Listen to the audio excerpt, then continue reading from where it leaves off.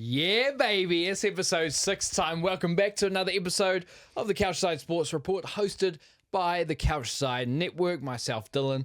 That is Simon. We're here to talk some shit, smack, and some sport, of course. But before that point, I'm going to get it out of the way because we keep forgetting it.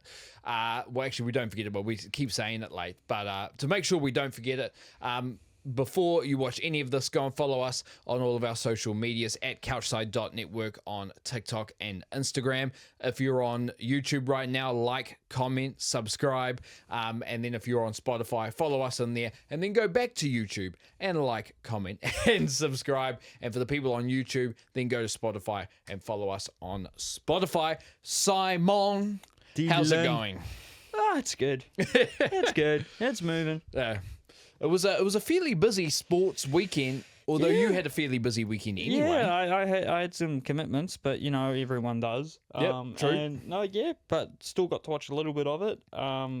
Few things came to an end, few things starting back up. Not bad. There is quite a bit of local sport, Aotearoa sport that's starting up, which is usually what happens around February, March, April time, here in New Zealand. But I'm looking forward to going through all of it.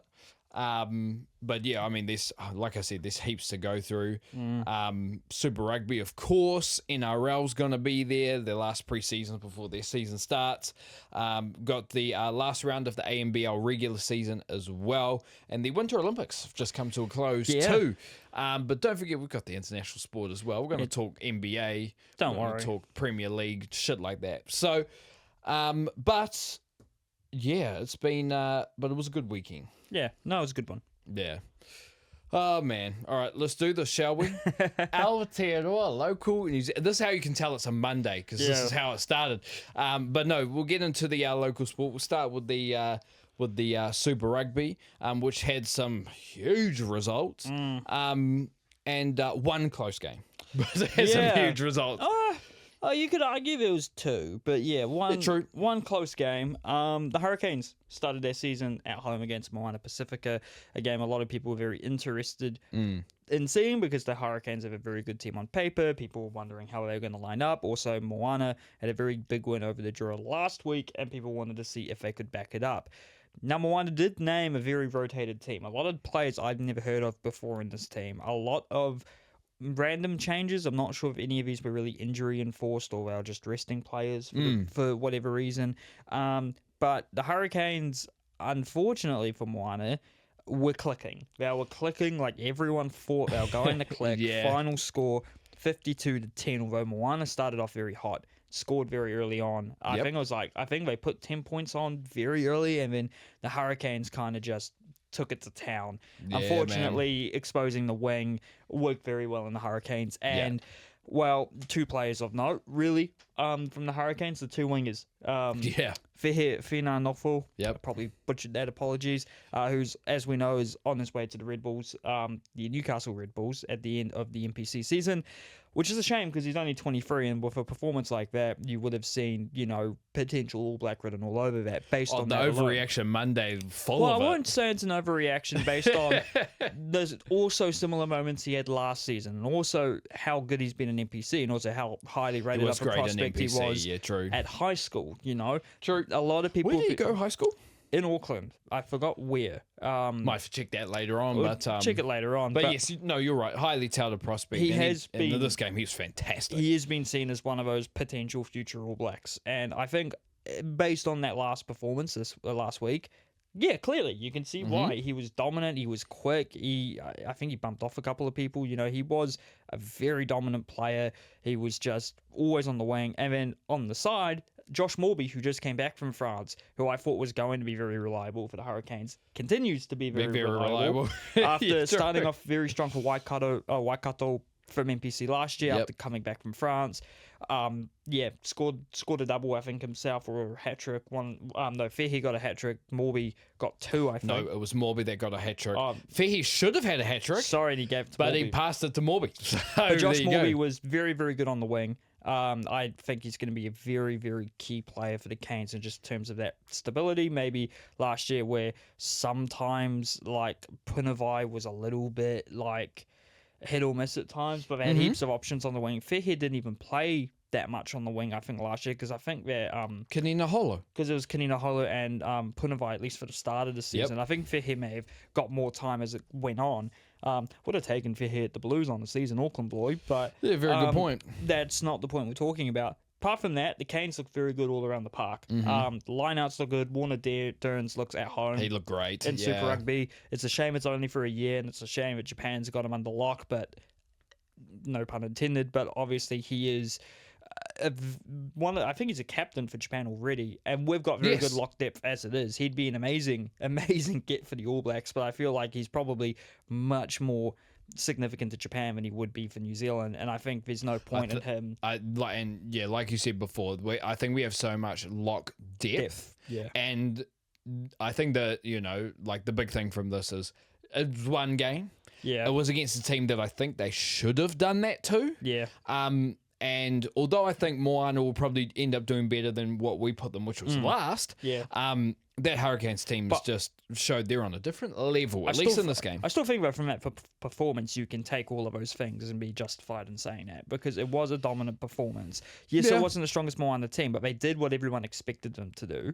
Which was probably put them to the sword based on when you saw the two team sheets combined. I feel like they did what people were expecting to happen. I feel like you can still be very positive about this team and make some of these claims, that how, Fehe could be the quality to be an All Black in the future. And the fact he's only going to Newcastle for 2 years as of now opens the door going forward. Like, can he come back, or does New Zealand loosen its eligibility rules and he's seen as a player as long as he's dominating the Gallagher Premiership? But obviously, still getting ahead of ourselves. Other players of note for the Canes, unfortunately, Brett Cameron went down early with what appears to be an ACL injury. It's a shame he only just came back from one. Rough for the bro. But it does mean that Ruben Love's also out for a little bit. They think he could be out for 4 to 6 weeks. And also Harry Godfrey's already out for the season. So they do have a bit of a lack at fly half. And I'm pretty sure Geordie was filling the 10. But yes, I'm pretty sure. Because Callum Harkin, who did start at fullback, can play 10. Has played 10 before. But I think Geordie was playing there, because it felt like Harkin was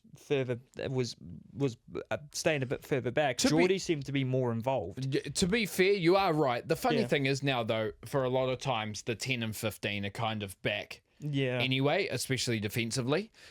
But Geordie is quite a bit stronger defensively than Callum Harkin was. So if they made that adjustment there, to me, that would make sense. He broke out at 10, remember, in NPC back in the day. Yes, he did. And if that's the case, if they decide to have Geordie starting at 10 in the next game, then I think they will be very happy with a Balin Sullivan, Billy Proctor centre duo, because they seemed to work okay together, despite the fact... Billy Proctor played great. I'm not even going to lie. He was off the bench. He played... Well, he always plays great Super Rugby level. Yes. I think a lot of people kind of got used to seeing how he played for the All Blacks and forgetting why he got called up there in the first place. He's a great Super Rugby Unfortunately, player. it's going to probably be this rotating cycle over the year that everyone's going to remember how good a lot of players are at Super Rugby, see them at the All Blacks and get annoyed that they're not as good, and then forget how good they are. They'd be surprised next year at Super Rugby. I think that's also just because we have so much centre competition as well. We do. It's like wing competition, like you're talking about Fehe and Morby. If they have seasons like this, I know Whenga Ngoffo's going over to Newcastle. And I don't know if Josh Morby sneaks in. But there is a lot of competition there, which is what I said last week. And I think, although in this case, I go, say we're playing a rotated Moana team, and maybe the Sullivan and Proctor duo wouldn't hold up against other teams because both are usually outside centres. Yes, yeah. But I think, looking at who they play next week, they take on the Drua and Fiji. They might be more than happy to run that back. True. Or at least Harkin will be at 10, Geordie will be at 15. They'll be there anyway. So... Or maybe Morby goes to fullback. I believe he can play there, and you might see someone like Kanina Holo if he's not injured, or another winger, or another. Balin Sullivan famously can play on the wing. But that's the crazy thing as well, too. Like we said about this Hurricanes team, the depth there is crazy. It's crazy. They really, at least on paper, and I think they'll continue to show, at least in these first 2 games. We'll see how they go against Chiefs, Brumbies, maybe the Blues, the Crusaders, if they can sort it out. We're going to talk about that as well. But this Hurricanes team depth on paper is fantastic. And am I wrong in saying that Peter Lakai looked pretty much at home at open side? Has always looked at home. That's always been his position. It's a shame the Canes have 2 very good very good open sides. Yeah. In Kiddifi and Lakai. And unfortunately, that means they do have to play Lakai out of position. Yeah. As Kiddifi's very much, he's either coming off the bench or he's the 7. Yeah, true. And I do think, because Kiddifi will be, 30 by next year, I believe, somewhere along those lines. So I could actually see somewhere in future where Lakai is starting at 7 and Kiddifi's coming off the bench and I don't for think, the Hurricanes. But because, like you said, the amount of depth they have, I don't think it's really like a bad thing if you're coming off the bench as a Lucy for the Canes. And also, speaking of Lucy's at the Canes as well, Iose played fantastic. Yeah, and we know how good Iose can be. Yeah. Like, he's played 6 and 8, very good for them. And I think, I thought he might be an All Black 2 years ago, to be honest. But he still could be going forward. But absolutely, there's a lot of talent at Lucy, especially at 8 and especially at 6. Unproven guys who are just trying to nab that role, like someone like Frizzell was able to do, or Kano was able to do before that. Like someone who can actually attach themselves to 6 or 8 and be like, mine. Yeah. No one else is taking it. Yeah. Because right now it still feels like it's a little bit up for grabs because no one's exactly certain. Yeah, that's true. I mean, I still think it's Simon Parker's to lose at the moment. Right. But you're right. And I think that competition at those at a lot of positions is great when used right. Is healthy. It's healthy right now, but come next year we need to really know who we want in those big games because we've got a World Cup to go to and a World Cup to hopefully take it back because it's been a while. Very true. But no, this Hurricanes team looks great, and I'm sure next week they'll be fine as the weeks after that I'll be looking and be like, let's see what this team's actually got. But like I've said, on paper, I think they're the best team in Super Rugby. Like last year, they made the top 6 last year without Geordie and without a few other players. I feel like they've gotten better on paper. They've shown, in this game at least, they're better on paper. Hopefully they can continue that for the sake of all my Wellington sports fans because it looks a bit bleak elsewhere. Yeah, we'll get to that as well. But we'll move on to the next game. A game we both didn't watch. But the Waratahs did beat the Fijian, drew a 36-13. Max Jorgensen, Jorgo, scoring twice again. Yeah. That dude, man, I've been saying it. I'm going to keep saying it. And Australia, don't put him at fullback. No, I think keep him on the bloody wing. I don't know who play. Oh, Tom Wright will play at fullback for them. Yes. Have him on the wing and have probably Corey Toole or someone else on the wing as well. Harry Potter, a lot of options. Yeah. Jorgo's probably alongside Swali'i if he's staying long term. The future of the Waratahs, although I think Swali'i, they have been saying this, and I think this will be the case. He will be that first back player to. Well, no, that's a like a Sonny Bill kind of who would go back and forth between the two codes because I feel he'll want to go back for Origin, but then he'll want to come back for a World Cup. He'll be the first person to really nail it down, like do bursts of 2 years or 2.5 years, 1.5 years. I get you, yeah. He'll also get, because Rugby League will promote its World Cup more and more, they'll try to, and then I think they'll probably want to do another Kangaroos tour to England, and that will be something that he'd want to be a part of and whatnot. But he's that type of athlete, dude. He is, and he's that type of athlete. He's a.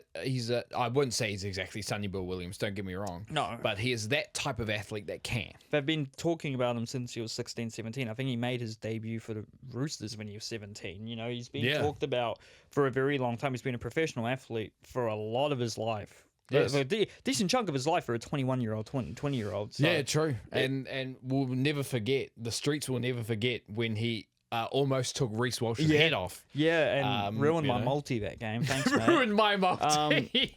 But yeah. Waratahs, I mean, they're looking good. 2-0, man. Looking good. And then they get a bye next week, so they get to rest, which is all good. Fair play. Next up, Highlanders hosted the Chiefs. Highlanders wanted to go back-to-back against New Zealand opposition at home. You've summed this up fantastically, by the way. The Chiefs, wanted to go back-to-back. They beat the Blues last week very tightly. They probably wanted to be a little bit more authoritative in this.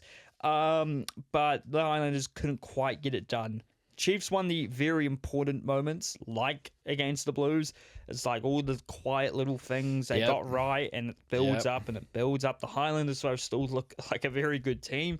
They almost, Tangito scored very much near the end, and then they scored near the end as well. And if they'd actually made a couple of kicks, they probably would have been a lot closer to it.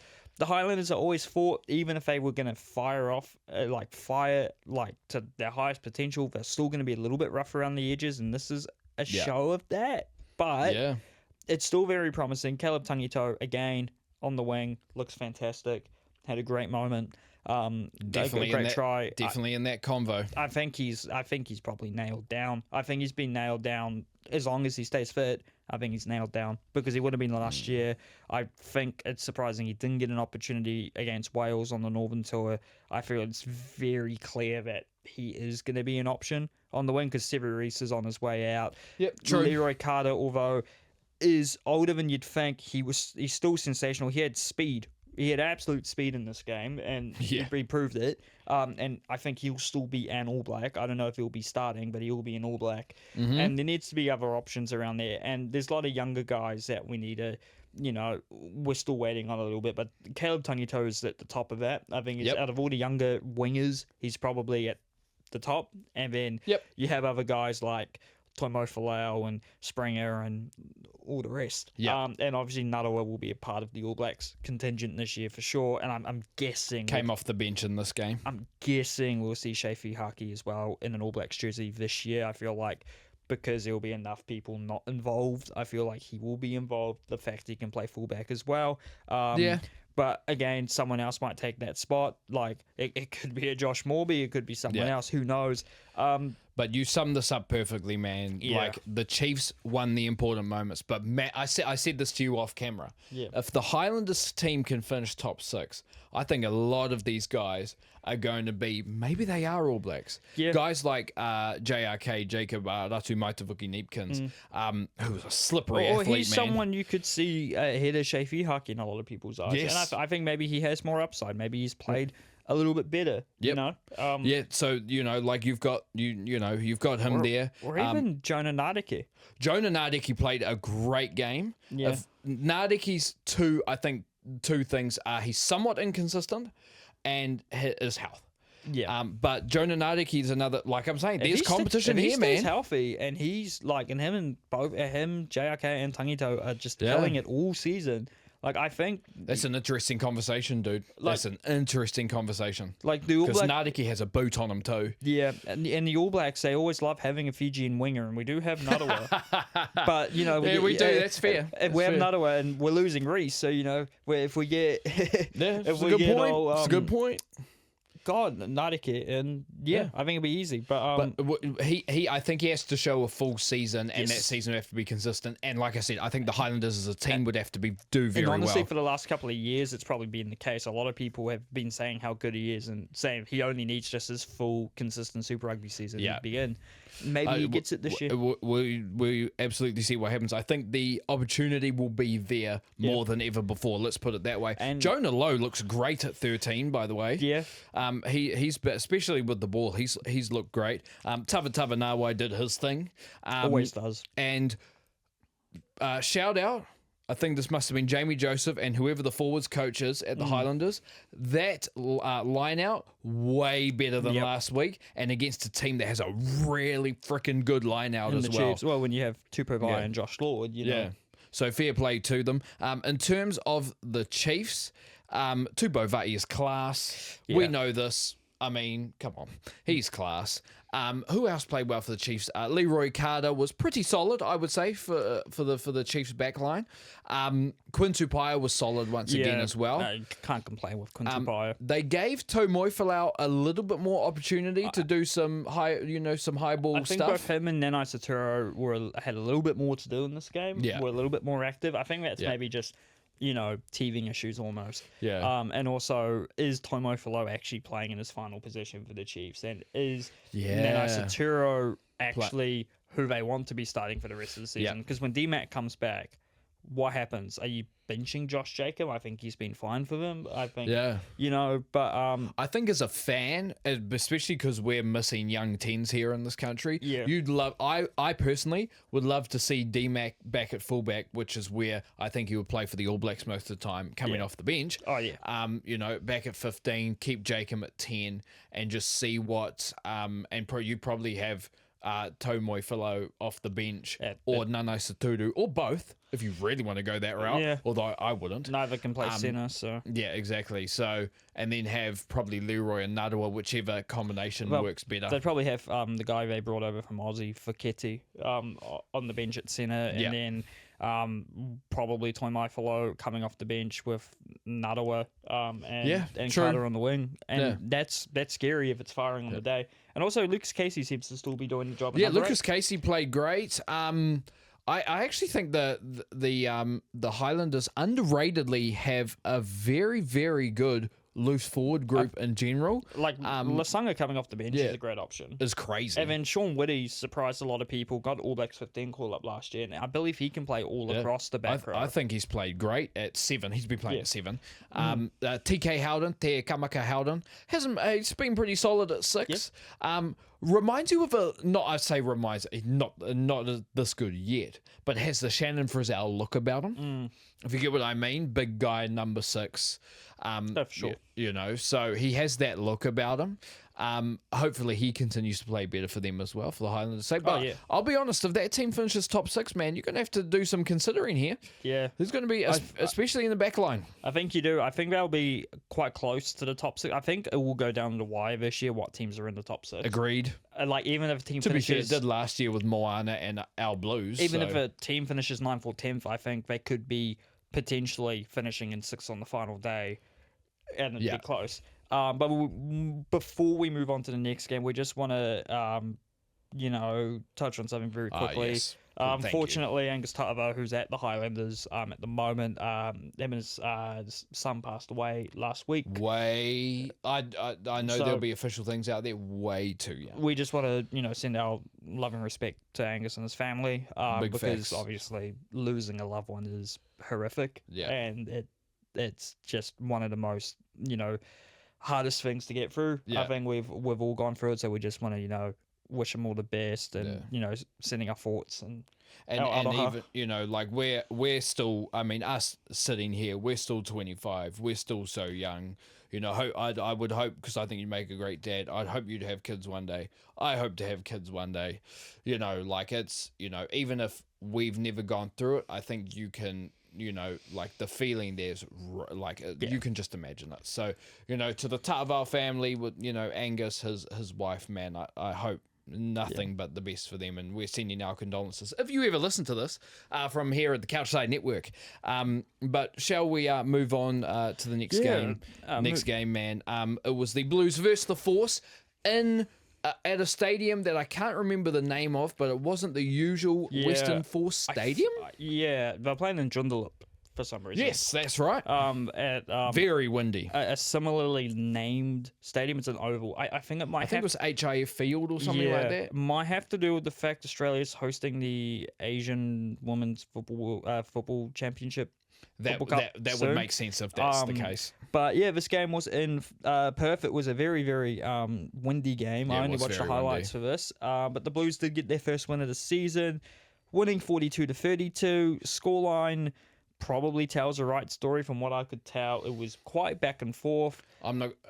Yes. But there were moments where the Blues were clearly in control, but then they did allow the Force to come back. I kind of felt like it was a game where the defense was not switched on as well as it should be for the Blues. That I agree with. I think and that also just comes down to not just defense, but also, the basics, what's going on at the breakdown and allowing stupid penalties as well and all of that.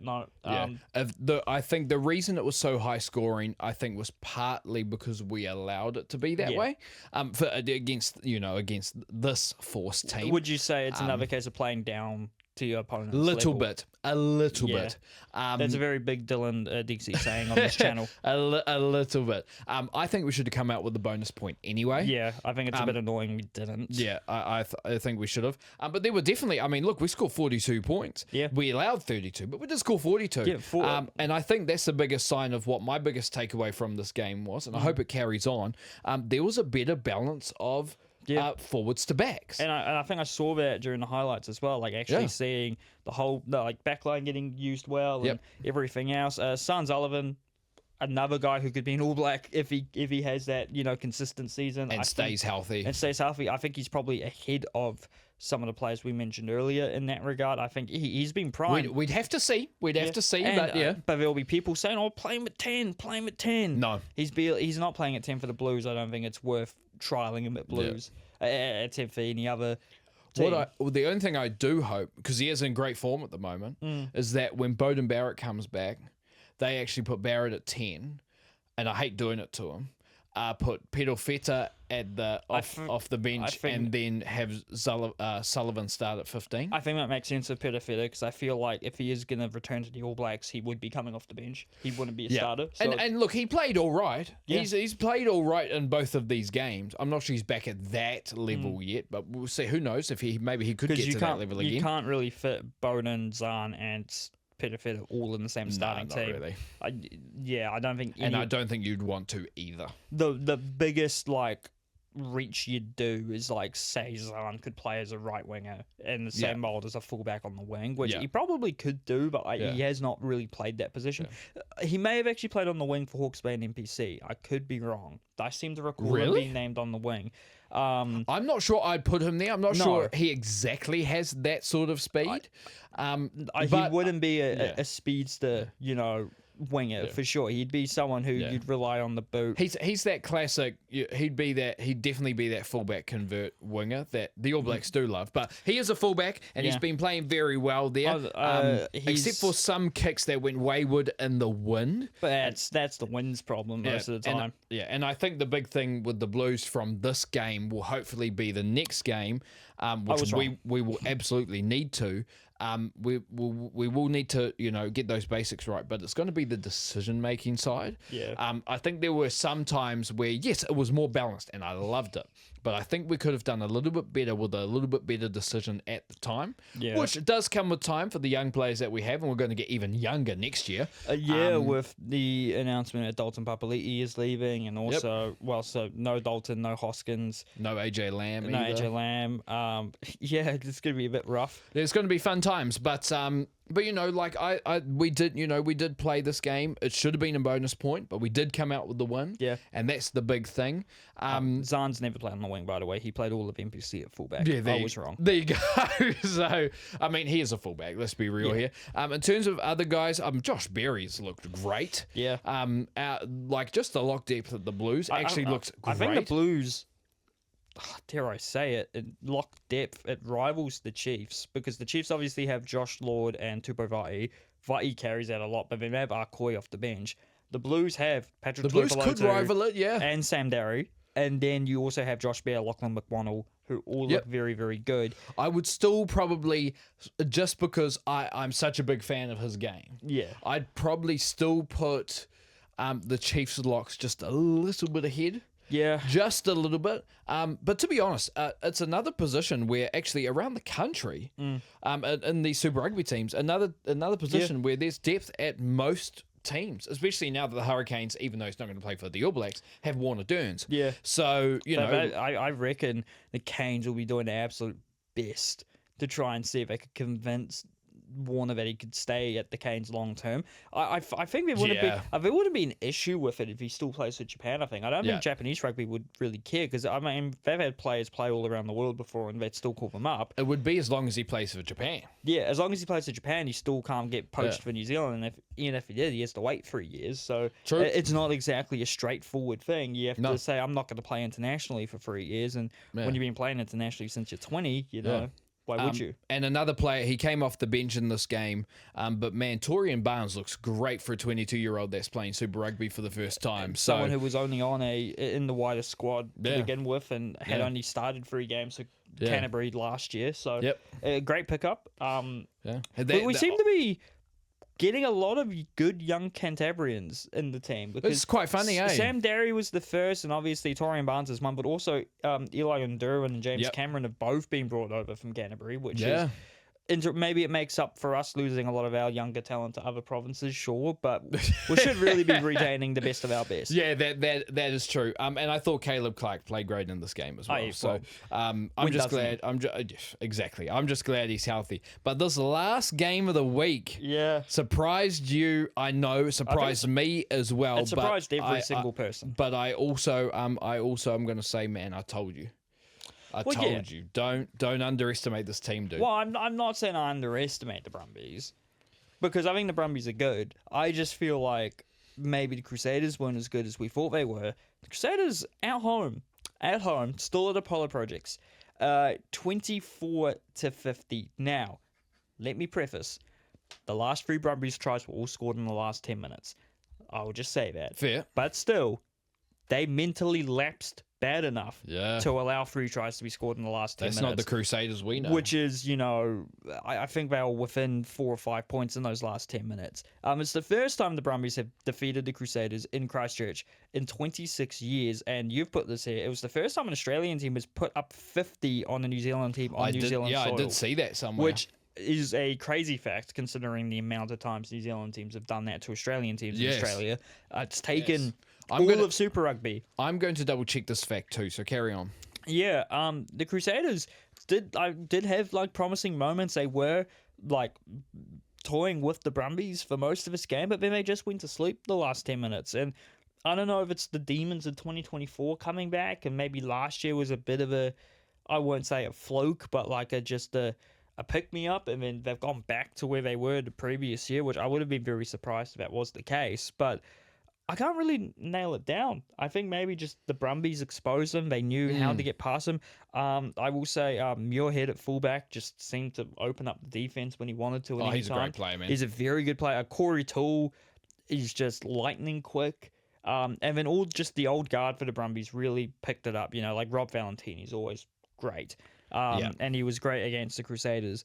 I didn't watch this game in full, but for the Crusaders... It was also James Slipper's 200th Super Rugby game. Which is a massive, massive achievement. Congratulations to him.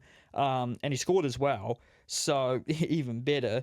But, no, yeah. It was the Brumbies' first win in Christchurch in 26 years as well. Yeah. So, yeah.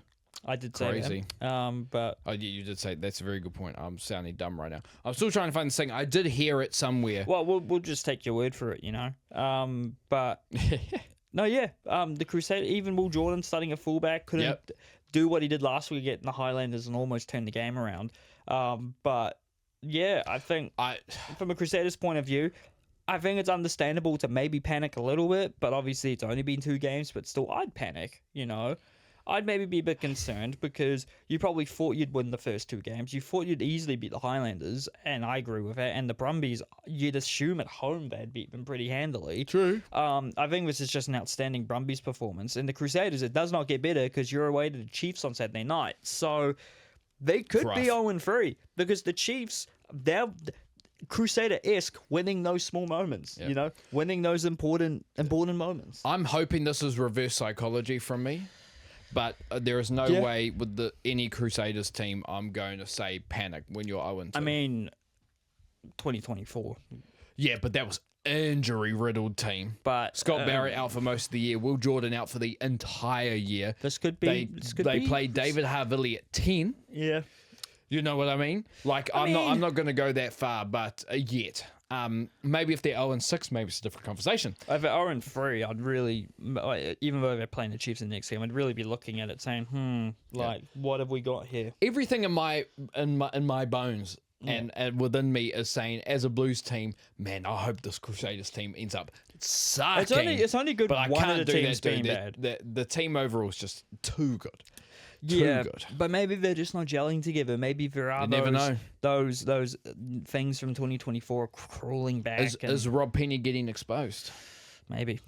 But yeah. So you want to read out the ones from next week? You've already mentioned one. Chiefs Crusaders Saturday night. Well, the Reds, in Hamilton. The Reds had the bye this week, and the Waratahs have the bye next week. Yes. So it's Moana Pacifica host the Force on Friday night at 7 p.m. They'll be hoping to bounce back from a pretty bad loss to the Canes. Yep. The Reds host the Highlanders. So the Highlanders will be hoping to bounce back from a narrow loss. The Reds will be hoping to drastically improve on the Waratahs' performance, although they did very, very well up until those last 10, 15 minutes where the inexperience off the bench caught up with them and they shipped a lot of late tries. The Drua host the Hurricanes. The Drua will be hoping to have a competitive game for the first time this season, but the Hurricanes will be hoping to go strength for strength from the win over Moana. True. The Chiefs host the Crusaders. They will be game of the week for sure. And then the Brumbies host the Blues. The Blues obviously need to iron out a few things. The Brumbies definitely showed how good they were. They're 2-0. Obviously, the Blues are 1-1. So the Blues definitely do have a shot, but they just have to be on their game. And the Brumbies, they know how good they are. They don't need me telling them. But we talked about a whole bunch of players this week I thought were good.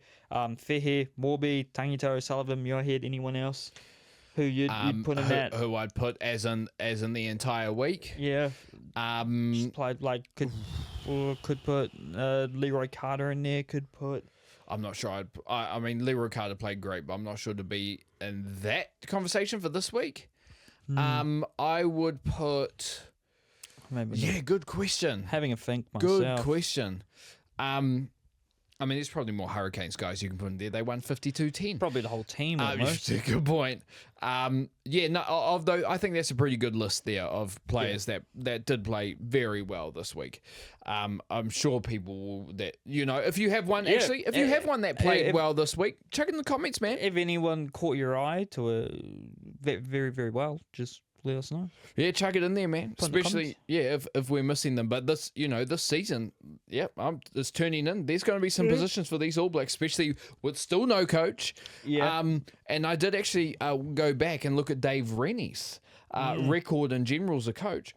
I actually wouldn't mind him being there, to be honest. I don't think it'd be too bad. I think a lot of people, have another guy that's done well in most places that he's gone. I think most people have now just assumed they're getting Jamie Joseph, so I think that might be kind of what happens. But hey, we'll see what happens. We shall see what happens as we move on to the A-League. And yes, sir. I put one thing here next to score. I just put Auckland travel down the Ellington, and that's with 6 L's as Auckland. Get the job done 5-0. 5-0. The first goal, a horrific blunder of an own goal from Josh Uluwayemi. Unfortunately, seems to shit the bed in big games. I think he's a fantastic goalkeeper. It's just in big games, he just always seems to falter in the biggest of moments. This one was a clearance from Auckland defender Jack Goodwood-Reich from almost the box. He's not fit, but back far enough, it grazes his head and it rolls into the goal 20 metres away. Other goal scorers, Lachlan Brook came off the bench and scored. Jesse Randall had 2. Guillermo Mai had 1 as well. It was 4-0 at halftime. Oluwayemi got yanked at halftime for, I think it was Eamon McCarron, a young keeper, or one of the other younger keepers, maybe Kelly Heald. Chiefy Giancarlo Italiano, who led the Phoenix to their very all-time high of semi-finals in 2024, resigned straight after the game, which was big. Most of his coaching staff have also left, but Chris Greenacre will be the interim manager probably for the rest of the year. Auckland now second behind Newcastle, and I'm not entirely sure who won the Jets game last week. Yesterday, but doesn't really matter because Wellington are currently 10th or 11th. Playoffs probably a fantasy now for the Knicks. I know there's still a bit of time left, but a 5-0 loss to your rivals, who you've now lost to 6 times in a row over 2 years. It's going to hurt. It's going to bring down morale. I still don't care what anybody says. I may be from Auckland. I may be an Auckland FC fan. I hate seeing a bad Wellington team. I don't like seeing this too. And also Newcastle won 1-0 against MacArthur. Oh, yeah. And then how does the table look?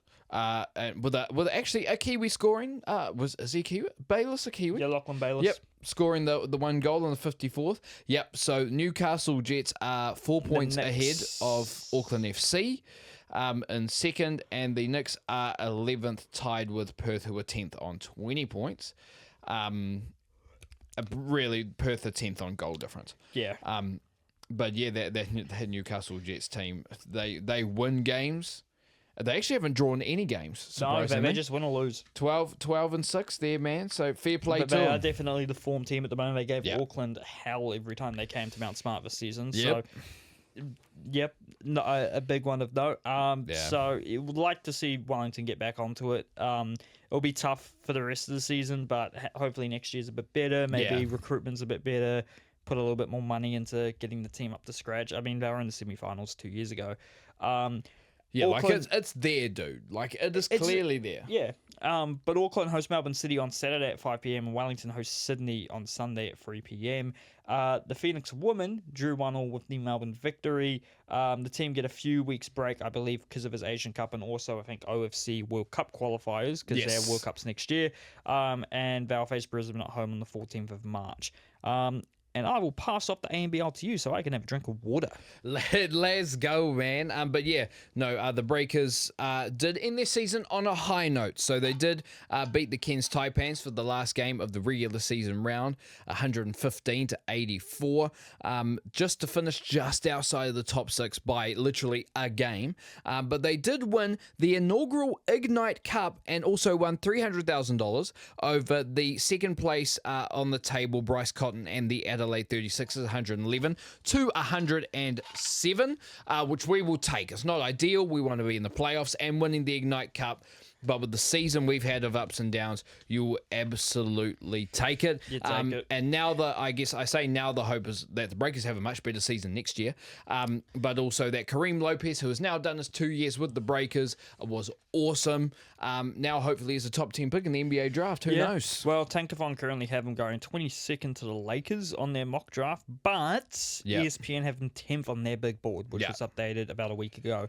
But this is an extremely competitive draft. I watched a Mike Korzemba, shout out to Mike Korzemba video about the draft class. Throwback. I haven't watched a Mike Korzemba video for ages. He's still putting out shit now. He's not doing those like what ifs back in the day. He's like doing actual basketball analytic, like not analytic, but like talking about the top 5 prospects in the upcoming draft.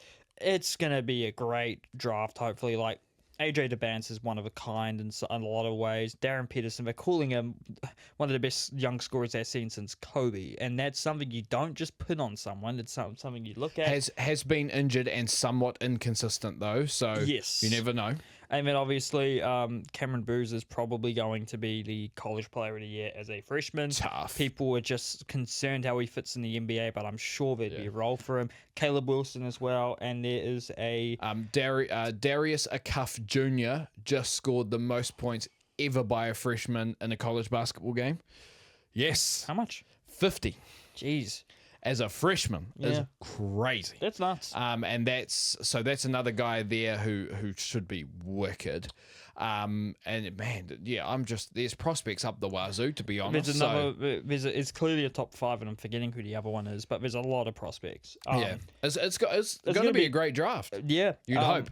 You would hope. And Kareem Lopez is definitely going to be a part of that with how well he played in the ANBL. But the Breakers do finish on a high note, get that $300,000 from the Ignite Cup. The funniest moment from that was the interviews afterwards. They interviewed Parker Jackson Cartwright, but had the whole team. And as the commentator was, the interviewer was about to finish, Kareem Lopez shouts out, parade in my city, yeah. And she didn't understand him. No. So she goes, what was that? Or what did you say? And you can see him look around and he goes, what? And he goes, what did you say? Oh, and then he repeats it again. He's like, yeah, I said parade in my city, yeah. And she's like, what does that mean in English? Because she didn't understand what he was saying. But then she quickly moved on. But that was a funny moment. But Kareem, who quoted that again? Like, is it going to be a parade in my city? That was Kareem Lopez. No, but because it's an original quote. Yes, it's a quote. I can't remember. Is it from a song? It's going to be a parade in my city. So I've heard people say that before. Is it a Drake song? Probably. Sounds like a Drake It's song. probably a Drake. Everything's a Drake. Everything is to do with Drake. Like, you say YOLO, and it's like, who coined that? Drake. Who speaks at the beginning is shut down by Skepta. Trust me, Daddy, it's Drake. It's always fucking Drake. Who's the biggest fan of the team I support? Drake. Also, this week, this is outside of sport, but my girlfriend Gabrielle tried to compare me to, if you remember Ice Age. Yes. Peach's boyfriend. Do you remember Peach's boyfriend? Yes. I can't remember what his name was. I think it was Julian. No.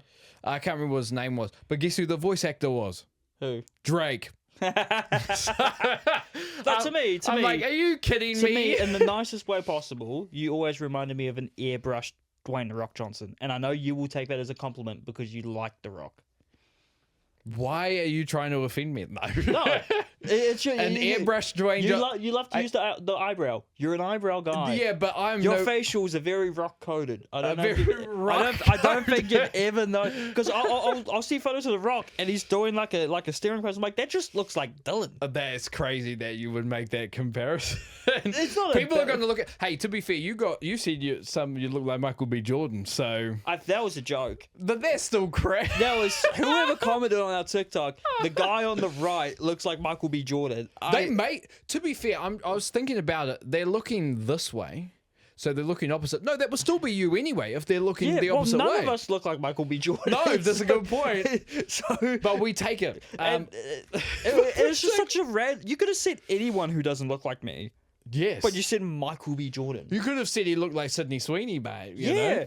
Could have said like I probably you take that. Yeah, you take that. I take that. For sure. Man, but we'll keep moving on to the sport, man. Because with the NRL, which last preseason games, if I'm not mistaken. So last preseason hitouts, the Warriors unfortunately go down to the Dolphins 34-38 in Sydney. Apparently our right side looked pretty good. Apparently Dallin looked okay, which is good. Yes, I did hear that. Yeah. But NRL Vegas. So NRL starts this week, guys. They're back in Vegas like always. Third year in a row. Yes, sir. Your matchups this year on Sunday are Knights versus the Cowboys at 3:15. I don't know what to expect from that game, to be honest. But the Bulldogs take on the Dragons at 5:30. The Bulldogs will probably be the favourites for that one. The Dragons went amazing last year. The Bulldogs were almost top 4 or top 4. Yeah. But in terms of that, we'll preview the rest of the NRL season next week.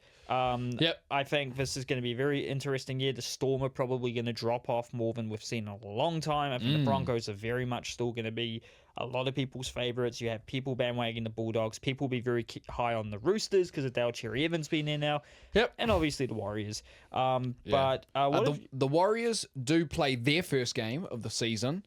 Not this Friday, but the Friday after. Against the on the Roosters. 6th of March against the Roosters at home. Yeah, so if you hear loud noises from South Auckland on Friday, it will be Mount Smart Stadium. Yeah, that's a very Lots good of cheering and but we love, I'm a rugby union guy, but I love some good, I'm a Warriors fan now. I love some good Warriors. The league product is very easy and good to watch, yes. I think. And yes, it's mostly due to the NRL, but if we move on, unfortunately, the Winter Olympics have ended. I love the Olympics. I felt like I could have watched way more of this, but like the time difference. I feel like it went quite quick. I think it did go quite quick, but I did like tuning in and seeing what happened across the world as well. Yeah. What other events of note happened? Shout out to that wolf dog which crossed the line during one of the events. And the ice hockey final was today. Yes, it was. The USA won gold for the first time since 1980. Which was the Miracle on Ice, famously. Yes. Although, everyone forgets, that was not the gold medal game, the Miracle of Ice. That was the semi. That was the semi-final, The US played the Finns, I think, in the final. Yeah. Shout out to, I can't forget. Was it Austin Matthews that scored that last goal? In what game? In the final of the one that was today. No, it was the brother of Quinn Hughes. Quinn Hughes is right. This is me actually like learning about the NHL now. Yes. And I've also been doing this thing every day where I go on Sporkle and I do the quiz. We have to name every team in the top 4 American sports leagues. Oh, yes. So now I should do that. Now I know every NHL team. They've got like the one Ohio team's in Columbus. Yes. Yeah. And they've got they've got the Columbus Crew as well in Major League Soccer. Of course. So I think Columbus is actually Ohio's biggest city. It could actually be. I think it is. You've got Cleveland, which is close. And Cincinnati. But I think it's Columbus. Columbus also happens to be where Ohio State is. Yes. So I actually think it is. But anyway. But it was Quinn Hughes' brother. Is it Jack Hughes? Because he's got 2 younger brothers. Yeah. The same brother who dates Tate McRae, apparently, and also lost like 2 teeth in the final. Is Tate McRae dating another ice hockey person? I mean, she's Canadian. That's a very good point. But the US one, they had a couple of I forgot. And I'm trying to think of who were other players on the Chuck. I don't know how to say his name. Oh yeah. Old Matthew Chuk. I don't know how you say that name. We're going to leave it at that. But the Canadian team obviously had Connor McDavid, I believe. Sidney Crosby didn't play the final. He was injured. But the NHL actually took out a break for the Olympics, which is great. You love to see it. And speaking of like North American sports, which famously didn't really have international representation, World Baseball Classic is on in like a month. Yes. That's going to be great great viewing. But yeah, shout out to the US ice hockey team for getting gold. Connor McDavid really can't win, eh? He can't. Bro, he lost. He lost 2 Stanley Cup 2024. He lost Stanley Cup. 2025. He lost Stanley Cup, and now he's lost the Olympics. Oh man, but hey, that is sport. But that dude's a beast. And shout out to Quinn Hughes for going viral on TikTok, because every time they seem to pan to him on an ice hockey pitch, he looks like he's been haunted by ghosts, and I just feel like that's quite funny. And also shout out to everyone who won gold at the Olympics, silver and bronze. Shout out to all of our Aotearoa New Zealand athletes as well. Zoe Sadowski Sinnott won silver again. This time in the women's slopestyle snowboarding and final. has now become the most decorated Olympic snowboarder of all time. Makes sense. Crazy. Yeah, 3 Olympics is now. First one, she's only 16. Yep. And then also shout out to Luca Harrington, who finished 6th in the men's freestyle skiing big air final, and to Dave Menzies, who finished 7th in the men's snowboarding slopestyle final. And I believe this must be Luca Harrington's brother, Ben Harrington, finishing 9th in the men's freestyle skiing halfpipe final. Yep. And then also 17-year-old Misha Thomas finished 8th in the women's freestyle skiing halfpipe final at her first Winter Olympics. Could she make a Zoe Sadowski Sinnott rise? We'll see, because in the women's freestyle skiing halfpipe and those skiing events is famously Eileen Gu? Yeah. Who is American but represents China. A massive shitstorm in the States over that. But also, I feel like it's such a non-issue. It is a non-issue. I mean, they had a shitstorm over Chloe Kim representing America. The Americans did, because Chloe Kim's representing America and not... she is Asian, but I can't remember if she's Chinese or Korean. I think she's Korean. But they had shitstorm over that, and they were saying like she had to take weapons and stuff out. I'm like, girl, you go with Myles Garrett. That's the biggest weapon you've got, mate. So you know, like, it's lots of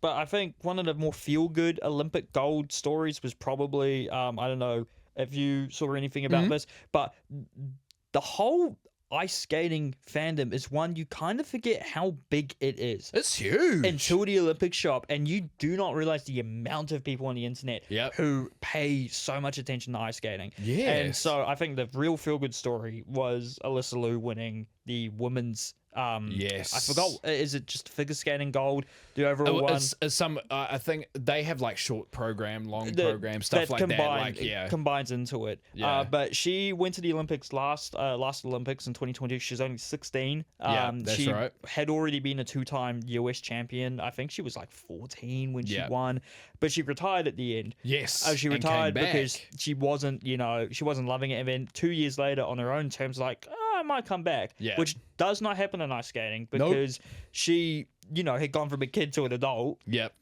She'd grown, I think they said something like 7 inches or something. Like, Mad. It's very hard in ice skating to do all of those moves when you've grown a lot. Yes. And so she comes back. I think she won a whole bunch of stuff last year. Yep. Came in, helped win team gold earlier in the tournament. Yes. And then took out gold this time around. Crazy story, eh? Great. Everyone on the internet, fell in love with the story. Yeah. I think social media followers have gone up by about 2 million. Hey, that's what the Olympics can do, man. It's what the Olympic does, and it just shows how important it is. You know what's funny? Speaking of figure skating, I was watching a replay of this yesterday. Yeah. So what figure skating do? They have the tournaments and the competitive stuff, but at the end they do an exhibition gala. Yes, I didn't know about this until yesterday, and it is fantastic. And I do not know why more sports don't do it. Yeah. So basically, especially sports where you're getting judged on something, snowboarding. Even skateboarding at this, at our Olympics. Like, where is that? We need more of that. It must be a thing which has always happened, because I don't really recall it. But, it has always happened. It was essentially all the athletes got to basically have a little bit of fun. Yes. Do like a non-judged, more fun. Alyssa Liu performed to Stateside by Pink Pantheress and Zara Larsson. Someone Swedish boy over FaceTime. Who? Hey, we don't want a song. It's great. It's a banger. And also some guy rocked up in a panda suit. Yes. And I think, I don't know if it was an Olympic gala from a previous year, but a different gala. There's this one clip of these people like in like rave outfits and like those black glasses. Oh, there was a I say couple in terms of figure skating. Yeah. I don't think they're actually together. That did Mortal Kombat. Yes, I think that's what I'm thinking of. And they did the full Mortal Kombat dress and they stuff. just have a lot of fun with it, you know. We need that more. Yeah. But especially with, like I said, with judging, I'll call them judging sports. In sports, which makes sense, you know. Yeah, imagine everyone in gymnastics having a good time with it. I mean, basketball can't even sort out its all-star game, you know? No. So we need to hold off on an exhibition gala for that. Yeah. But like snowboarding, even the skiing, you know, like that would be sick, dude. That'd be awesome. But yeah, Winter Olympics unfortunately coming to an end. The next ones will be the French Alps in 2030. Yes. Summer Olympics, however, it's LA 2028. Yes, sir. And then for anyone who's interested, Brisbane 2032 and Utah/Salt Lake City 2034. 2032 will be a great year because, man, we're actually going to be able to probably watch most of the stuff. Well, I've got rallies in Brisbane, and hopefully they still live there, and I can hopefully sleep on the couch. I've also got a multitude of family in the Gold Coast. Yeah. Which is close enough. I mean, I think everyone's got family on the GC or Brisbane. Oh, yeah. Like, Queensland is like New Zealand 2.0. Queensland it's quite funny. It's New Zealand with extra land. Ain't that the truth? But we've got one more thing for the Aotearoa local sport. Yes, speaking of New Zealand, it's the 2020 World Cup still. The Black Caps did handle Canada. Winning by 8. Sorry. Winning by 8. Bit of phlegm in my mouth. You're all good. Winning by 8 wickets to progress through to the Super 8. Australia lost again to Sri Lanka by 8 wickets, and that found themselves eliminated in the group stage. A beautiful sight. A beautiful sight. Apologies to a good friend of the podcast, Gabe, who had to go through that as a very big Australian cricket fan. Well, he's a Kiwi. Why is he an Australian cricket fan? Gabe is. I'm going to ask him that when I see him tomorrow. Gabe's very much an Australian. Yeah, well, then he can go back over. No, we love you, Gabe. We love You're Gabe. staying here, Gabe. But that's bullshit, dude. Anyway. No, it's not. That's bullcrap. He's an Australian-born man. Yeah, but when did he move here? I don't know. We don't need to discuss our good friends' personal movements. It doesn't on the matter. podcast. As soon as you come over here, you better start supporting New Zealand. No, but just playing. Unfortunately, they're out of the tournament. New Zealand's first Super 8 game was rained out. They were supposed to be against Pakistan. The Black Caps play Sri Lanka on Thursday morning at 2:30, even England on Saturday morning at 2:30.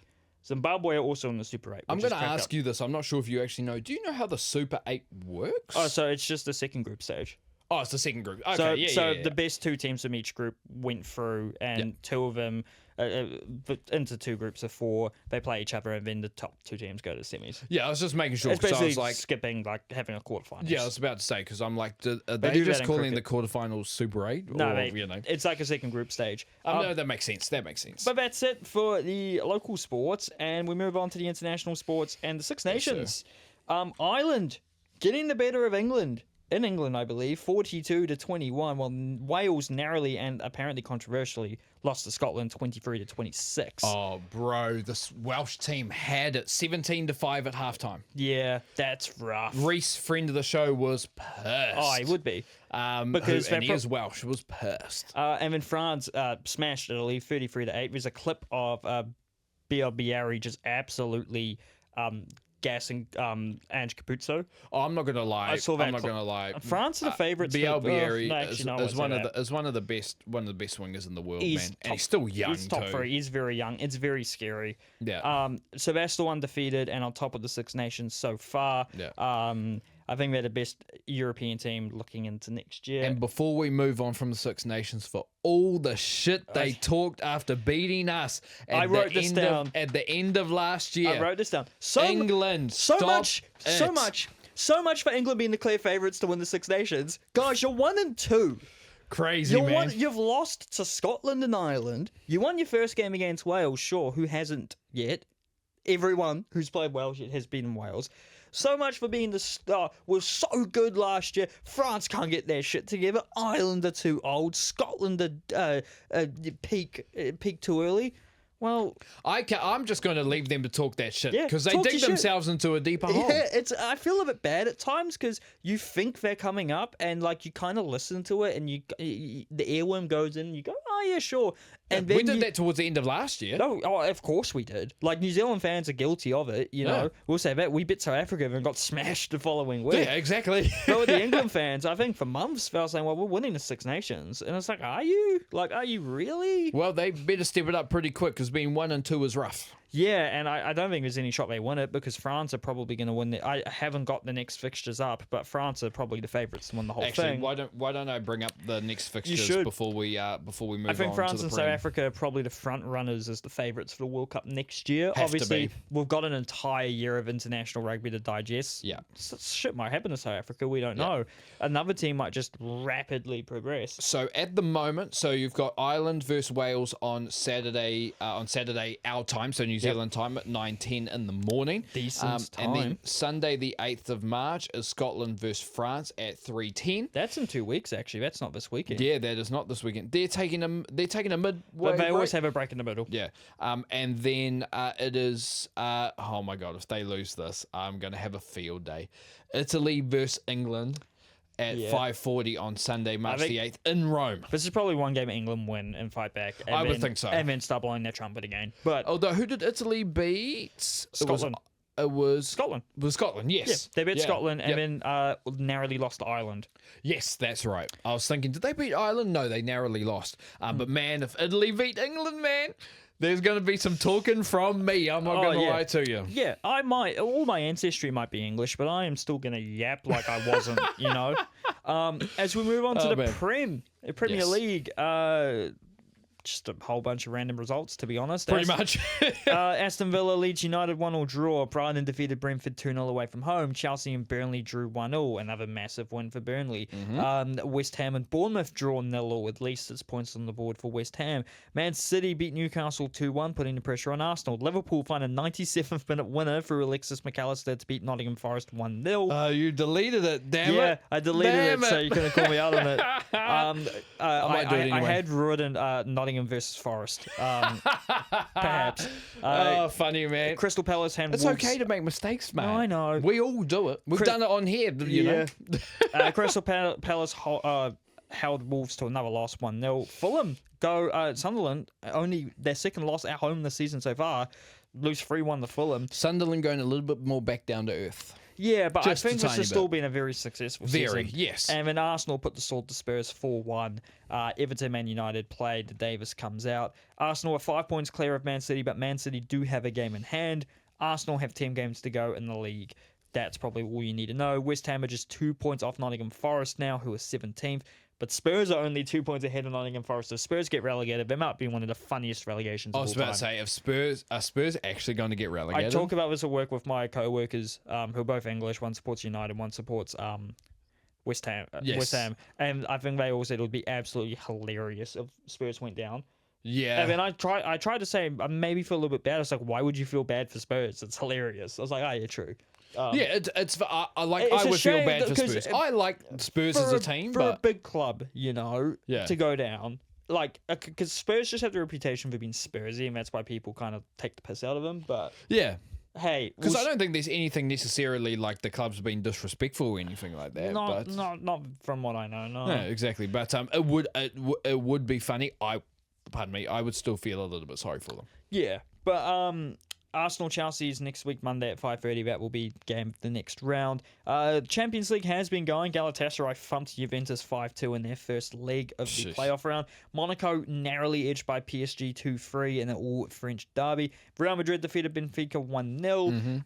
Dortmund defeated Atalanta 2-0. Karabag were thumped 6-1 by Newcastle. Damn. Leverkusen, your boys, beat Olympiacos 2-0. Come on.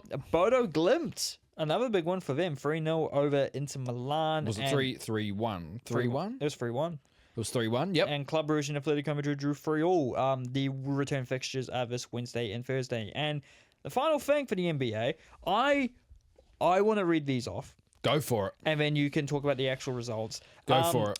Because this thing has been the big thing. Adam Silver hates tanking teams. And there have been rumors that he just wants to get rid of the draft, which I think a lot of people have kind of pointed out you need the draft, because I forgot what the... Yeah, you do. I forgot what the example someone showed was, but it was like a draft didn't... Like, they stopped having a draft and, like, then players can go to wherever they want, and the big teams are going to get big, and the small teams are going to get small. You'd probably see all the small teams fold in the NBA at that Exactly. point. But you need a draft. Anti-tanking measures have been thrown around, and it's very likely to happen. There are a couple of proposals. I think these are all of them. I don't think all of these would be enacted at once because some of them kind of contradict each other. Yeah, so there was seven main ones, at least that I know of, which I've written down here, that came out as anti-tanking measures that might be considered. Pretty much. So, the lottery odds would be allocated based on 2-year records, which makes sense in some ways. Teams can't I still think that's kind of dumb. Teams can't pick in the top 4 the season after making the conference finals. I feel like that does kind of disvalue teams who were absolutely torn apart by various reasons, or teams who peaked when they shouldn't have peaked, and also teams who did well in trades, because I assume that means traded picks also get affected by that. Yeah. So I feel that it just punishes teams who are smarter in the trade business than other teams. No longer allowing teams to pick top 4 in consecutive years and or after consecutive bottom 3 finishes. I think this just punishes those teams even more. Yes. Because I don't think teams who are tanking are trying to tank for 3 years. I think they're tanking for 1 year and then trying to get better. I think those are just genuinely bad teams who actually need the support. Yes. Once the lottery odds freeze at the trade deadline or a later date, this one to me, I feel like it's enough time in the season after the trade deadline that if you could just tank that first part of the season and then try your best to get better, because you could sneak in with like the odds of the 9th or 10th pick and then still make it to like the playoffs comfortably. Like, I feel like that, I think that's kind of dumb. You can still tank. Yeah. The first round picks can be protected only top 14 or 14 plus. I mean, that's not the worst idea in the world. I think that's probably the most moderate idea, the one which will probably actually happen. So if you are protecting a pick in a trade, it's either top 4 or it's over 14. The lottery is extended to include all play-in teams. I think that just, makes the lottery more chaotic. I'm not against that, honestly. Yeah, I'm not necessarily against it. I'd have to see what they mean, because of course there is a play-in tournament for a reason. So does that mean the teams that were in the play-in but still get in the playoffs still get in that lottery? I think so.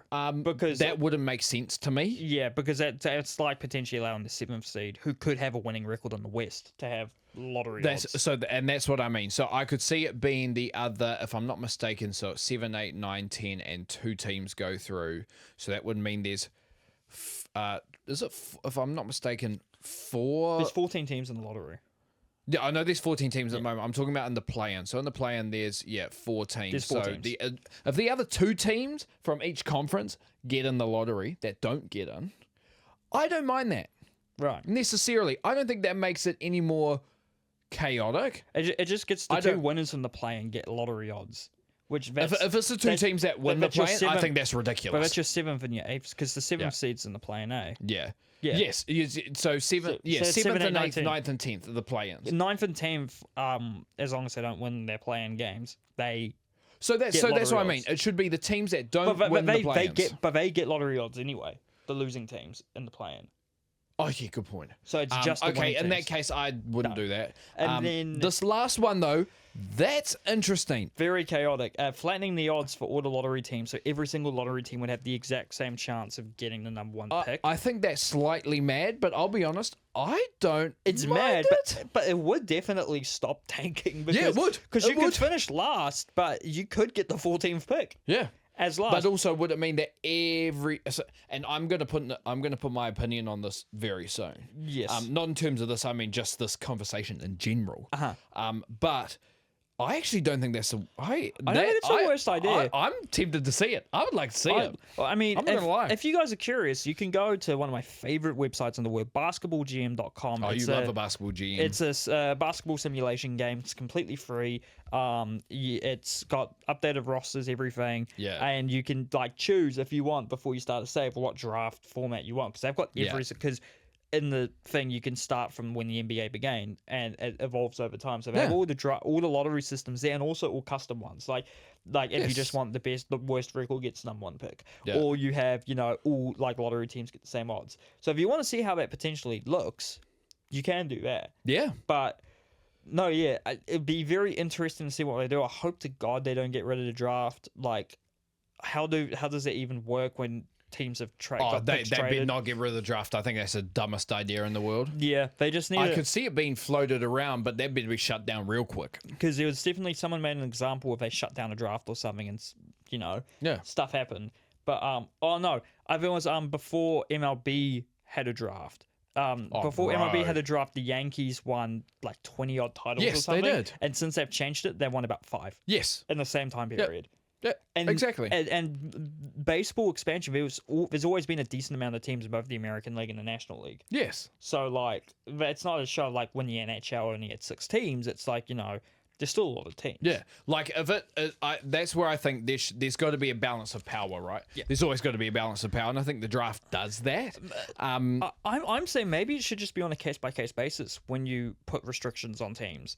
Like, you look at the teams, but also that opens it up to being, then you're picking. Then you're allowing I think you're allowing too much of, at least for something that I think you can have too much of it in, too much of the human aspect to come into it. I mean, picking favourites, things along those lines. Yeah, I just think that won't be possible. But there'll be people that'll be out there that say that. I don't we'll think see what happens though, because then with the balance of power, do you know what I mean? So, but the one thing I wanted to say, and this will probably be a hot take as somebody that watches a lot of basketball, that is surrounded by basketball, pretty much their whole lives. There we go.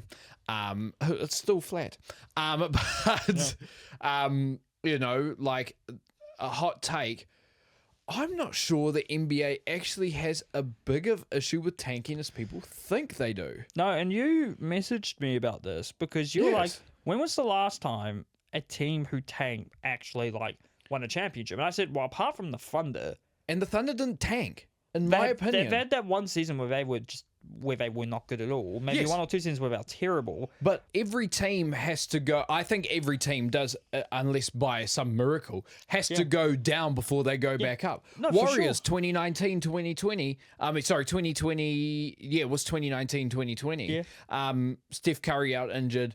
Klay Thompson, ACL and Achilles. Crazy, by the way, that he's actually still playing and starting for the Mavericks. Not the same player, but still awesome.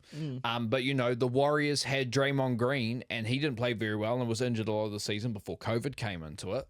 But what that did was develop guys that would eventually become key pieces on our bench that won this tournament, that won the NBA championship in 21-22. Guys like Gary Payton, I think it's the second. I thought he was the third. It's either second or third. Americans do it funny, man. Just come up with some new names for your kids, mate. It's not just an American thing. No, that's a good point. But at the same time, Jordan Poole as well got some major experience in that 2019-2020 season before he then got punched in the face. And then... what else is there? There were other guys there as well, key players, and they, signed some key players and stuff like that. So yes, I said to you, I don't think tanking is the issue. I just think people hate winners. I'm not going to lie to you. I think people hate winners. If you really look at the Thunder right now, and you say they're tanking, I think you are talking out of somewhere that you shouldn't be talking out of, because the reason they have so many picks is because they finessed the Clippers. Yeah, but they were also finishing picks off everyone. Exactly. They were trading everything, which you can kind of claim is tanking because they're intentionally trading everything to be shit. Yeah, but you intentionally trade. That's what a trade is. A trade is intentional from one side or the other. But I wouldn't call that tanking. I think they finessed the teams. I think it is still it still genuinely falls under that because they know they're getting it. In some cases, they were getting it very much in the moment. Like they're going to be a lot weaker, and they knew that, and they did that excessively. And I still think that is tanking. I guess, but they managed and worked out for them. But the reason I don't say it's tanking is because I want you to tell me the last time you remember the Thunder having a lottery pick or somewhere within that's theirs. It would have been when they got Chet or the year after. So they had Chet that one year. Yes, you are right. Yeah. Outside of that, give me. Oh, who was the year after? Because Chet didn't play that. So they got Jalen Williams, but Jalen Williams was a traded pick from the Clippers, I believe. Yeah. So that's what I mean. Chet Holmgren is 23. He was drafted in 2020. Was he second overall? He was second overall in 2022. That's right. Yeah. By the Thunder. Yeah. I believe it was their own pick. Yes, it was. I believe it was. Did they trade? Because what year did they trade Paul George? Whoa. Would have been somewhere around then. So in 2023, the Thunder picked. Were they not? Well, they had Case and Wallace, but that was a Dallas pick. Yes. Oh, they picked 12th. So they had the 12th pick, which was their own in 22-23, and they picked Derek Lively the second and then traded him to Dallas. So this is what I'm saying. It's like that. Yes, it's the 12th pick, but it's, they select Chet second.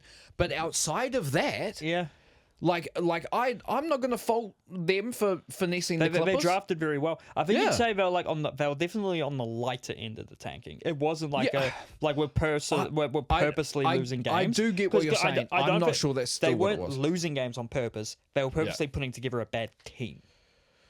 I feel like that's the difference, and that's why I still think it's when you trade for Shea.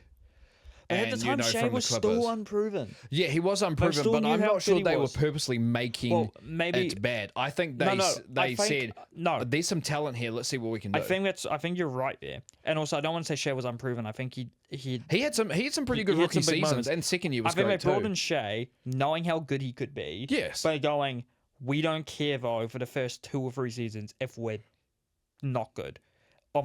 Purposely go, we don't think we're going to be that good, but because we have all these picks coming through and we feel like we can scout out the best players. And to their credit, Chet, Jalen Williams, everyone, and then even made the right trades to get guys like Case and Wallace has been great as well. The guys and just bringing in everyone. But this is where I'm saying, and this is where the next question will be, then what's your definition of tanking? I'm not going to go into that. That would make a long-ass conversation. But I think, to keep it simple, blatant tanking is purposely, I think, putting the worst team together you can, and also purposely playing not at the level to win games on purpose. Oh, purposely playing bad? I don't even think that's even worse than tanking. That is worse than tanking. That's almost match fixing. Yeah, but tanking, it's a combination of the organization knows what they're doing, and because they know there's going to be potentially a holy grail coming through. Yeah. But it really, really works out. If you look at all the others, that was my next point. If you look at all the previous NBA champions, who did any of them benefit from champions? So if we go back. Let's go. The Thunder, menial, kind of. Yeah, I would say they benefited more from drafting well, and finessing teams for picks, the system, which you can't fault them. Technically, could be called tanking, but yes. Yeah. Then Celtics 2024 definitely didn't. No, they finessed the Nets and also had a season where they weren't that. And were just okay for a little bit, and selected Jaylen Brown and Jason Tatum in consecutive years, thanks to the Nets. Thanks to the Nets. So nope, I wouldn't say that. The 2023 Nuggets definitely not. No, they got Jokic and they built around him, and then Jokic got selected during a Taco Bell commercial. Yep. Something along those lines. 2014. Dude, come on. The Bucks, no. Sorry, no, it was Warriors after that year. Definitely not. Warriors, no. They just had one bad year. You're not going to get me for tanking. The Bucks did not tank. They had Giannis. They built him up. Chris Middleton, a second-round pick, was a fairly young journeyman before he got to the Bucks. The Lakers did not tank. They just were quite bad for quite a bit and picked very high all those years, likes of Brandon Ingram. And I hate, I'm just going to take a time here. I hate the disrespect that the bubble gets. Way too many people think it was way too fucking easy in the bubble. No. It was easier life in terms of life, like stuff like, going out and stuff like that, than it was that everybody was going through. But I still think that may have been societally the hardest NBA championship because you have nobody around and you get a little bit of family coming through. You've just got your team. Yeah, stop with this easy shit. No. And then the year before the Lakers was 2018-19. The Raptors, no, not tanking. Imagine if I'd said they would. This guy's reaction. No, but I just would have called you an idiot. And then the Warriors before that, and the Cavs, I guess finesse Kevin Durant. And I don't mean the Cavs. No, the Cavs didn't tank because when they picked Kyrie, it wasn't their pick. Yeah, exactly. Whose pick was it again? No, sorry, it was their pick, the Cleveland's pick, the number 1 overall pick in 2011. It was their pick. I thought it wasn't. 1 and 4. They had traded. No, I think they traded the 4th pick, which they selected Tristan Thompson with. Hold up. They were anyway. It was in the lottery, so it could have gone anywhere. But they did have 2 picks in it. So I don't think they traded it. I think they had like one of the lowest possible odds. Yes, It was yes. like it was funny because it was like just after they lost LeBron. Yes, and it was like, oh, what's gonna happen? It was like the lowest odds. Yeah. So we have a look. No, so it was a Clippers pick. It was. I was right. The Kyrie Irving was selected with a pick originally belonging to the Clippers. Well, that's the Clippers' fault. But if you look at the draft lottery, the Clippers, because that was Lob City, were 32 and 50. Yes. They had what's this? The 8th best odds. The Cavs' own pick had the 2nd best odds and dropped down to 4th. Yeah, exactly. And so they just had this other Clippers pick. I guess the point is that's not tanking. So my thing is like that's why I say those reasons that I'm saying is that I don't think tanking is as big of a problem that people say. I think there should be measures on it. I think people just get caught up on the losing teams and how much they're losing by. And they just don't want losing teams. Well, but you have 30 teams. Teams are going to be shit. You tell me when blatant tanking worked out. A lot of people said the 76ers before Joel Embiid, well, they Ben never Simmons, won anything. But they didn't win shit. That was tanking, but they didn't win. Who else was there? I think people said that not the Rockets. But even then, it hasn't worked out for the Rockets. No. So like that's my point. The Nets. The Nets. No, come on. But like that's what I'm saying. I'm like nothing's worked. Like for the Nets. teams that tank. Yeah. Like I would say blatantly tank. So pretty much blatantly lose to get draft capital or whatever. I don't think it actually necessarily works out for them all the time. No. It's the teams that yes, they will have bad seasons. But it's still in the purpose of developing players clearly and winning and things along those lines. Preventing tanking. Those are the teams that win. I think preventing tanking is actually going to damage actually underperforming teams. Yes. More than it would. The only ones here that I'm thinking with the anti-tanking measures that might not is the flattening odds, which I would love to see just for the dramas. The what's it called? What else is there? The first round picks can be protected only by top 14 plus. The rest of them, you could honestly look at that and be like, man, it does hurt the teams that that are actually genuinely trying to win but aren't and want to get better. Yeah, I think is every team anyway. I think I made a point for all of those ones. Yeah. We've been going for a while, so I'm just going to jump right into the actual results. Yeah, go for it. Down here. Go for it, as the NBA is back from its All-Star game. The big games after the break, the Pistons beat the Knicks in a big Eastern clash, 126-111. The Clippers get a 1-point win over the Nuggets, 115-114, but then the Nuggets put 157 points on the poor old Portland Trailblazers. And actually lost today to my Warriors. Oh, no. Nikola Jokic even had a triple-double in the game. Shit. And still lost. I think it was 32 points. And then, something along those lines. In a low-scoring double OT game, the Suns beat the Magic 113-110. Yeah, man. But it'll be interesting to see where these anti-tanking measures go. But and it is a hot take because I know NBA fans are going to be like, "What are you talking about?" But like, I don't think it's as big of a deal as people make it out to be. No, I think it's been blown out of proportion. Yeah, and I think that teams that prove that they are actually trying to win, but might have bad seasons. Yeah. Those are the teams that I actually think end up actually winning titles. That and the teams that end up being really good anyway. So yeah, I don't think it's as big of a deal, but I'd like to see if the two things from the anti-tanking proposals that have come in that I would like to see for the banter, flattening all odds for lottery teams, and the first round picks can only be top 4 protected or 14 plus. I think that's a great idea. And on that bombshell, that's it for this week. Yep. We had a big chat. I think that last discussion was very good. Yes. Got to fully dove into the mechanics of the league. This guy, once again, before we go on camera, we're going to have a short episode. Every time this guy says that, it never works out. I'm taking a big piss in your toilet after this. Thank you, everyone, for watching yet another episode of the CouchSide Sports Report. Man. If you haven't already, please like and follow us on TikTok and Instagram, and also follow and subscribe on Spotify and YouTube. favorite, heart, share Yeah. with your friends, comment if you're civil, and that's about it. Yeah, get involved in the conversation, man. Especially involved. this one we just had about the anti-tanking measures with the NBA, because it is a super interesting conversation. As long as you're not, like I say, a dick. Pause for dramatic effect.